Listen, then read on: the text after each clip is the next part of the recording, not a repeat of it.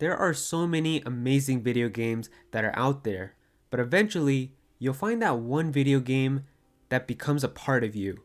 That one video game that impacts you and kind of changes your life, and it ends up becoming one of your favorite video games of all time, if not just like your number one video game. Now, we've all played some 10 out of 10 games before, but finding this video game, the one where it really changes you and it really becomes everything that you've kind of always wanted, is the hardest part. There are so many people that go their entire lives without ever finding this type of video game, and the hardest part is you know that it exists out there. The hardest part is just finding that game. I've played some amazing video games in my life, and I'm sure you have as well, but maybe you haven't had the chance yet to find that one video game where it truly does leave an impact on you for the rest of your life, or maybe you have been fortunate enough to find that video game for you. And I can safely say that in this crazy year of 2020, with so many bizarre things happening, the absolute best thing and the peak moment for me this year was that I was lucky enough to find this video game for me. And of course, the video game that I'm talking about is Xenoblade Chronicles Definitive Edition. So yeah, this game has become my number one video game and my favorite game of all time. I love literally everything about this game. It was that one game for me that definitely changed everything for me. This has become my favorite video game that I will always recommend to people and tell them, like, if anyone ever asks, Aero, what is your favorite video game? This will always be my answer. This has definitely become the game that's kind of just changed everything for me. And in this video, I want to talk to you guys about all the aspects of this game that I love so much, but also recommend to you guys why you should play this game as well, because I really believe that this game is definitely one that you have to experience at least once in your life. Now, I am going to keep this video spoiler free, so you don't have to worry about me telling you like what's going to happen or anything like that, but I am going to talk about all the aspects of the game that I love so much and why you should play this game as well. So if any of this stuff does interest you, then I would definitely give this game a try. Alright, so the first thing are the characters, and out of the entire Xenoblade series, of course the most iconic and popular character is the one that you guys might know already, which is Shulk. Now, Shulk has risen to popularity in the last couple of years because of his inclusion in Nintendo's game Super Smash Bros., where he was a newcomer that was added into the last Super Smash Bros. Game, Super Smash Bros. For the 3DS and the Wii U. Now, when Shulk was initially introduced into Smash 4, a lot of people, including myself, didn't know who he was. We just knew that he came from a game called Xenoblade, but it was kind of like that Smash effect where once a character gets into Super Smash Bros., after playing as them, you're a little bit more interested in them and you kind of want to try out their game more. And after Shulk got into Super Smash Bros. On the 3DS and the Wii U, we actually had a special version of Xenoblade Chronicles released on the 3DS, so we had a special one for that, and even the Wii U got a special eShop version of Xenoblade Chronicles that was added, so people were able to experience the game after getting Shulk inside of Super Smash Bros. On the 3DS and the Wii U. But recently, of course, in 2020, we had Xenoblade Chronicles Definitive Edition, which is like the ultimate version of this game now, with upgraded visuals and a whole bunch of other changes. But the characters within Xenoblade Chronicles are definitely one of my favorite parts of the game. There are so many cool playable characters that all have their own unique play styles, and there's also going to be really amazing characters that you're just going to meet throughout your adventure, and characters that you can get attached to really quickly. Of course, we've got who's probably my favorite video game protagonist now with Shulk, wielder of the legendary sword, the Monado, and he's definitely a character that I can relate to a lot. He's kind of like that analytical thinking type of person where he really likes to figure out things logically, but sometimes in the way of doing that, he can kind of say things that he doesn't mean, and I can kind of relate to him in that way. He's an amazing character. We've got Shulk's best friend Ryan, who's a little bit silly and hot-headed, but he's still a very kind person and very dependable, who will be with you on your adventure. We've also got Fiora, who's a very sweet girl and the childhood friend of Shulk and Ryan, and her older brother Dunban, who's more like the mature and heroic type of person within the group and offers a lot of wisdom. There's also Charla, who's a badass sniper medic and she can heal your party and is also a very nice person. There's also Melia, a wise and noble girl that you meet on your adventure, and she goes through so much as you're playing through this game. And then at last we've got Ricky, who's like the life of the party. He's a really fun little character and he's always there with some really funny things that he says, and he's just a really cool character to have around and definitely brings a lot of joy as you're playing through this game. Now, those are only the playable characters, but there's also so many other characters in this game that you're going to meet, and a lot of amazing characters that are going to be very mysterious and are going to keep you at the edge of your seat because you're just going to be wondering, who really is this character? What could they be trying to do? Like, there's a lot of characters like that. You're always just going to kind of keep seeing them from time to time, and you're going to be like, well, is this person like a good person? Are they a bad person? What could they be hiding? What are they really? And the way that this game does it with how it crafts everything like this, and then it really makes it all come together in a beautiful way towards the very end when you reach the climax of this game, is just really, really well done, and I love how they do it.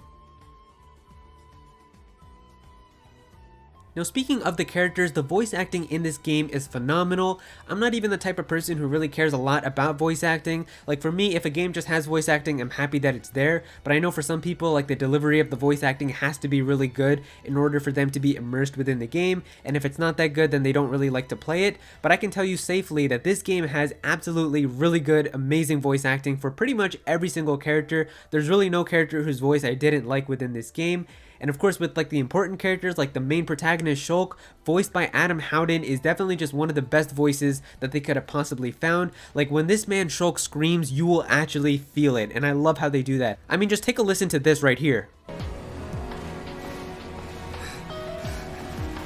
I'll kill you! You hear that? When this man Shulk screams, you will actually feel chills go down your spine, and I love the voice acting that Adam Howden was able to do, and he was just really one of the best voices that they could have found to do for Shulk, and just all the other characters as well have really good voice acting. And so if you're somebody who cares a lot about voice acting when you're picking a video game, I can safely say that you're going to enjoy the voice acting in this one. Now, the world design of the environments within Xenoblade Chronicles is definitely one of my favorite parts of this game as well, because of just how interesting of an idea it is. In the world of Xenoblade, there is no Earth or any planets that you live on, but rather these two huge titans that are big enough to the point where people can live on parts of them, and you can find like colonies that are on the foot of a titan or on the back of the titan, and it's just really cool because the entire adventure that you're going to go through, you're traversing through different parts of this titan. So you're going to go like up the leg or through the back or on the head of it, and it's such a really cool concept to have where there is no planet, but rather these two giant creatures, and you're going to be traversing through them, and you're going to get through these different environments that are all on a part of this titan. And it's because of this that so many of the environments and locations within this game are just so pretty and beautiful to look at. There's many times where I don't even really play this game, but I'm just kind of walking around in these environments looking at them because they're so pretty to look at, because of the fantasy type of environments that they can have. My favorite area inside of this game is Satoral Marsh, where if you take a look at this, it might not look that interesting to you with all these trees. But the thing is, at nighttime, it becomes this amazing, beautiful location where all of these trees light up like Christmas trees, and it just looks so pretty. We've also got really amazing locations like Aero Sea with all these floating islands, and a meteor shower that happens with shooting stars happening all night. We've got an amazing huge forest known as Machna Forest with beautiful waterfalls happening. Like, it's just a really, really well designed game with a lot of pretty locations, and these are just some of the locations on the Bionis. There's also amazing locations that are found on the other Titan, being the Mechonis, and that Titan is full of mechanical life, and even there you can find some really pretty locations too. So I just love the world design in this game a lot. And if you really like exploring in these areas, you can even try to find the secret areas, which are hidden throughout in multiple different parts of the game. And these secret areas are always going to have the best views and the most prettiest locations, and they're an absolute treat if you can manage to find them. Now, of course, my absolute favorite part of this game is the story and the adventure. This is easily my favorite video game story of all time, but it might even be my favorite fictional story of all time as well. Just the way that these characters are introduced, the events that go down, the plot that's in these games, and everything, the way that it's crafted is just so beautifully done and so well crafted because of the way that the story moves forward. And the thing is, I'm not going to spoil for you guys exactly what happens, but I can say for sure that this is easily the game where the less you know about it, the more fun your entire experience of this game is going to be. And that's why when I'm talking about the story in this part here, I'm going to be kind of vague and not really tell you a lot, because the thing is, this game is full of surprises and really awesome moments that I don't really want to like tell for you guys, because then it takes away from the experience when you actually get to them. I mean, just take a look at this quote right here from the creators of the game. You can see right here that they said, "We wanted the game to be like a boys manga where a classic storyline is loaded with twists." And I can tell you for a fact, this game has so many plot twists, and that's what I love about this game so much, is because this game is so unpredictable with the way that the story is going to go. Like, you're going to think something is going to happen, and then it's going to be the complete opposite. You might think this character is going to do this, and they're going to do something else, and it's just the way that they do it, and the way at the end when you reach the climax and they blow your mind with all the crazy things that they load onto you all at once, is just so beautifully done, and everything leads up to it in such a really good way. I don't know about you guys, but for me, I love games when they have plot twists and surprises like that, because I think if a game can be kind of predictable with who you think is going to be the bad guy, who you think is going to be like the character that does this, and like if you can easily kind of craft your way and figure out where the story is headed, I don't really find those types of games that interesting. But this game, I can tell you for a fact, there were so many predictions that I had that this character was going to turn out to be this, and they were going to do this, and all of them ended up being wrong, and they surprised me in the best way possible. And that's how I ended up loving this game so much, because I was like, whoa, I did not see this character doing this, or I did not see this coming, and who's actually this? And like the way that they do that is just so awesome. And that's why you have to experience this blind, because the more you know about it, like the more you know, like, oh, this character is going to turn out to do this and this and that, then it starts kind of taking away from your overall experience. So really, the people out there who've never really played anything with Xenoblade, or who barely know anything about Xenoblade, like if the only thing you know about Xenoblade is that there's a character named Shulk and he's in Smash Bros, you probably have the potential to have the best experience with this game if you decide to give it a try. Now, in terms of the story, I'm not going to talk too much about it, but basically you've got the two titans that I've talked about before. You've got the Bionis, which is full of biological and organic living life, and then you've got the Mechonis, which is another titan full of mechanical and kind of mechanical artificial life that's created in terms of like robots and machines. So these are the two titans that are living there, and they're constantly at war with each other, with the Mechons, who are a part of the Mechonis, that are constantly attacking the Bionis and the people that are living there. So it's a battle between man versus machine, as Shulk's hometown gets destroyed by a Mechon invasion and they do a ton of damage, and Shulk and his friends set out on a journey in order to get revenge on these Mechon. Now that probably sounds like a simple story, but that's exactly what I love so much about this game, is that the game starts off kind of simple, but then it gets more and more intense with how many plot twists and crazy things that they add on top of it.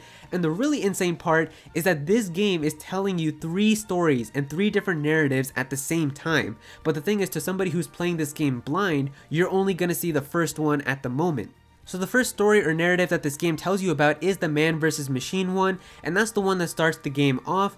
And that's the one that you're pretty much always going to be thinking about as you're playing through this game. But eventually, around like the halfway point, you're going to reach an insanely huge plot twist that's going to change the entire course of the game. And now you're going to get introduced to the second narrative, which I'm not going to spoil for you guys, but it's a completely different approach that you're going to have to the story and what you're going to have to do. And the thing is, once you get to that point, you're going to be like, okay, I figured it out. This is what's going to happen. This guy's going to do this. This is exactly how it's going to go down. And just when you think that, the game is going to hit you with another massive plot twist, and everything you knew up until that point is going to have your mind blown. And just the way that they all are told together is so well done, because the thing is, these 3 narratives, these 3 stories are all being told to you at the same time. But of course, you don't know them because you're playing the game for the first time. And that's why this game also has a really good replay value, because the thing is, the game really does a good job of foreshadowing these other narratives. The thing is, when you're playing for the first time, you're only going to think about that first narrative with the man versus machine, then you're going to get introduced to the second narrative, and then the third one. But when you replay this game, you're going to know everything that's going to happen, but then you're going to be able to catch all the foreshadowing, because then you're going to be able to hear a character say something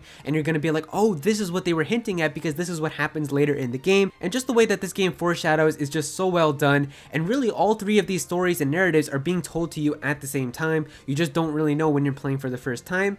And if you ever want to talk about all 3 of these stories, or if you ever want to know really what I mean by all this, definitely join my Discord, because that's where we have like the spoiler discussions about this game. You can use spoiler tags in there and we can always talk about this and really go in deep with them. So if you really want to talk about them, definitely join my Discord if you guys want to talk. Now, another part of this game that I really enjoy is the pacing. See, most RPG games can get really intense and super epic, but in order to get to those points, there's usually a lot of build up and a lot of kind of slow parts that happen towards the beginning of the game.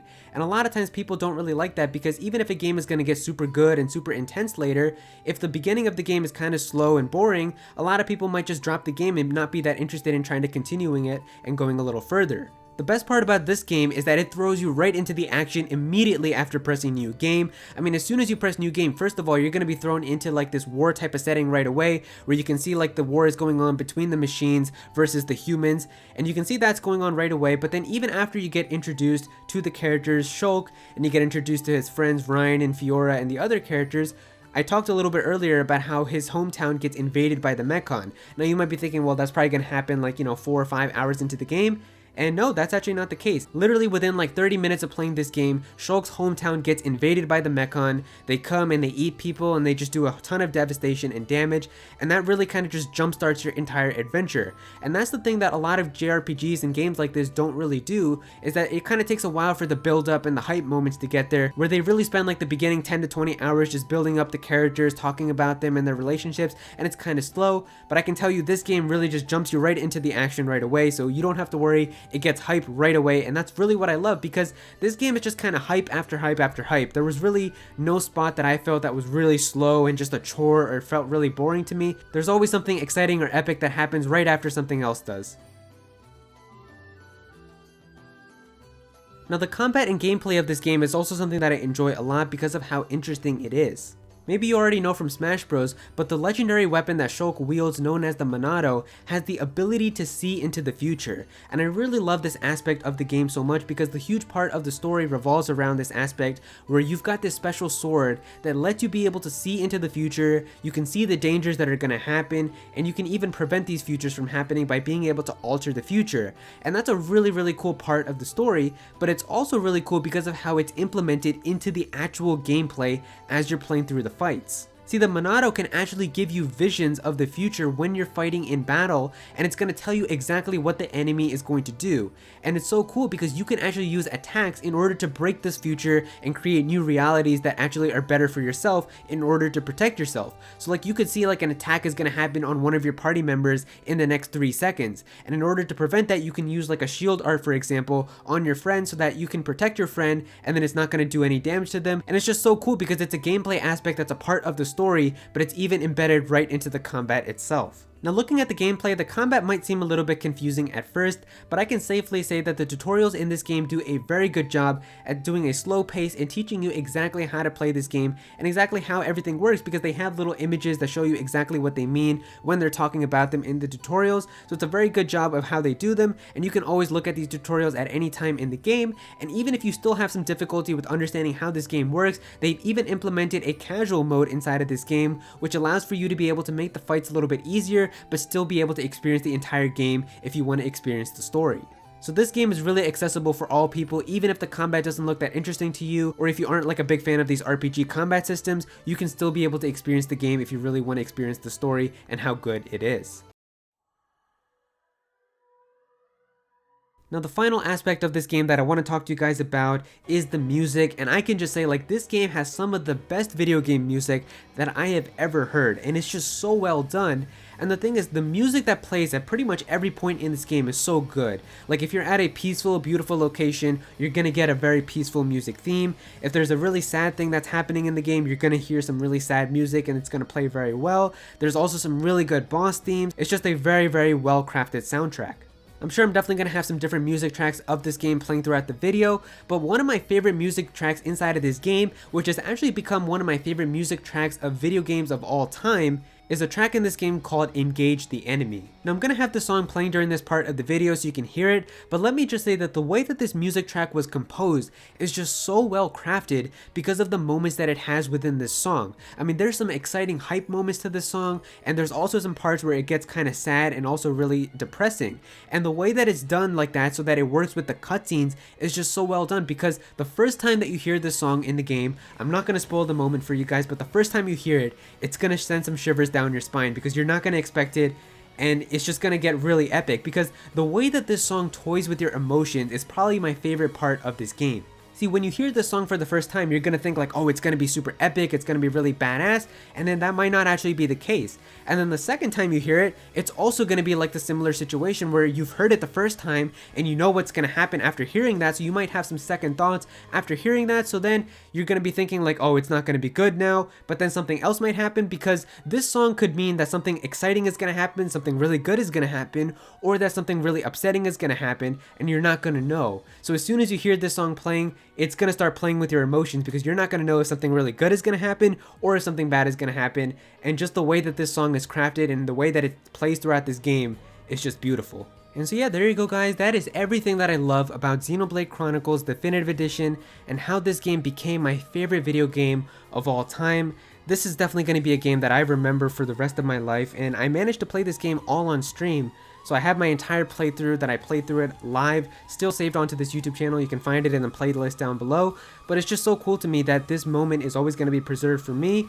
And I'm telling you guys, this is a one-of-a-kind type of game, and you really have to experience it at least once in your lifetime. I made a video like this about Xenoblade Chronicles 2, and some of you guys might know that that's a sequel to this game, so I can definitely tell you guys to play that game as well. But now that you have the option to play both of these games on the Nintendo Switch, you've got Xenoblade Chronicles Definitive Edition as well as Xenoblade Chronicles 2, I would definitely say to recommend playing Xenoblade Chronicles Definitive Edition first, because if you actually play through the entire game of Xenoblade Definitive Edition, the ending of Xenoblade 2 is actually going to hit much harder because there's a really big surprise. I didn't actually get a chance to get this because I didn't have the option to play Xenoblade 1, but now that you can do that on the Switch, I would definitely play that because it also makes the combat a little bit more simpler, and you can kind of really get the idea of what Xenoblade games are like. So definitely play that, and then if you really enjoyed Xenoblade Chronicles Definitive Edition, I would also say to go ahead and play Xenoblade Chronicles 2.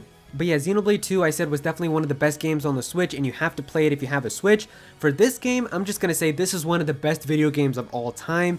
It's a game that you have to play at least once in your lifetime. If you don't play this game, I feel like you're really going to regret it, because every single person that I've convinced so far to get this game, so many people who've tweeted at me that they've got this game have told me that they were definitely very impressed with this game and it was just as good as I told them it would be. So I really think that you should give this game a try as well. And just like all these people, if you do end up getting this game as well, definitely tweet it to me on Twitter at Aero. Let me know if you guys get this game, because I would love to retweet you guys. And also let me know if you guys ever need any help with this game, because I really want to make sure that I can try to get as many people to experience this game as well. So if you ever get stuck on a boss or you don't know what to do, definitely join my Discord server. That's like the best possible place if you ever want to have any help given to you, because you can find me there, but there's also a bunch of other Xenoblade fans who've played through the game and who can help you out there as well. But also you can tweet at me on Twitter and I'll try to respond to you guys, but sometimes if I get too many notifications, it can be kind of hard to find yours. So if you really want to have the best shot, I would definitely say to join my Discord. We've also got people there who are always just talking about Xenoblade as well, so if you're really interested in this story or you just love this game as much as I do and you just want to talk about it all day, find me in the Discord server. You can definitely talk with me. I would love to talk to you guys about this game also. But yeah, that's going to do it for this video, guys. If you guys enjoyed it, definitely be sure to click the like button. Also comment down below if you guys have any questions about this game. I'll try to do my best to answer them. If we've got any Xenoblade fans who are watching this video right now, maybe you guys can help with some people in the comment section down below as well. But yeah, once again, if you guys get the game, definitely be sure to tweet it to me on Twitter. I'd love to retweet you guys. And yeah, this game is just one of a kind. It definitely was that game for me that kind of just changed my entire life and left a huge impact on me. It's become my favorite video game of all time, and I really do think that this is the type of game that can do that for multiple people, and who knows, maybe this type of same experience can happen to one of you guys as well. So I really think that you should give this game a chance, so I would definitely play this. It's definitely one of the best video games that I have ever played in my life. And so yeah, that's pretty much it. Thank you so much for watching.